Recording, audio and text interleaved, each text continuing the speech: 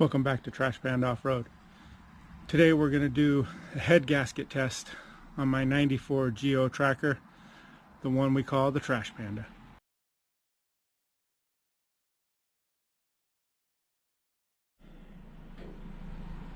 This rig has the 8-valve motor in it, and you guys seen some of my videos from last summer, I believe it was.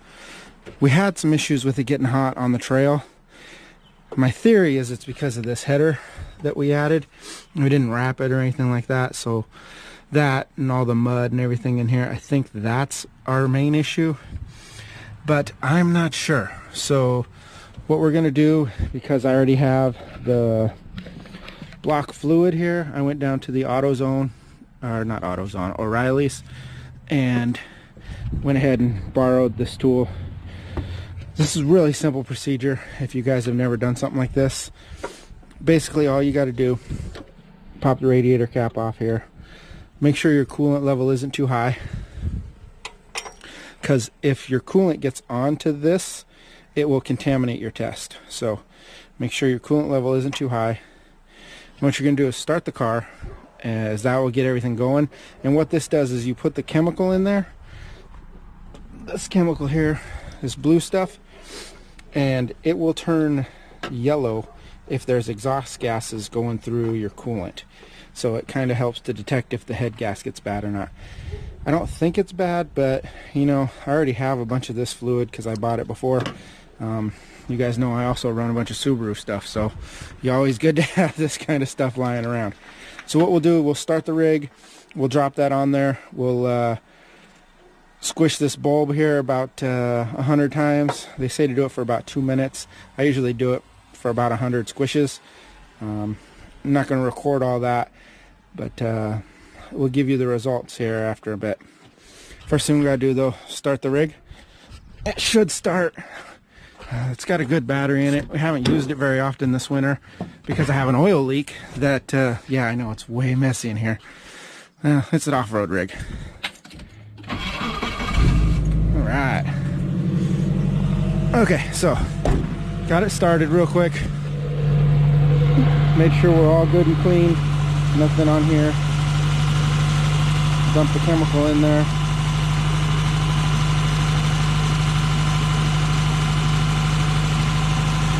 It's still kind of blue, it's hard to tell.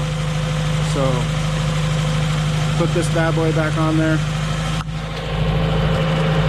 And basically it sucks the air through the coolant like so, and if it starts to turn yellow, you have a problem.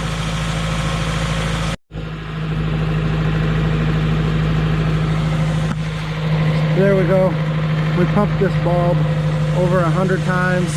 I went ahead and pulled out my phone and put a little timer on it. It's been over 2 minutes and nothing changed. It's still pretty blue. So that means we don't have a bad head gasket, which I was pretty sure of in the first place. That means that these things are getting super hot in here and the electric fan is not doing what it needs to do. The radiator may be bad. There's a lot of things that it could be, but at least it's not a head gasket. So one thing's taken care of. Unfortunately, like I mentioned, I have a monster oil leak. Check that out. That's just from it sitting here idling for like the last 3 minutes.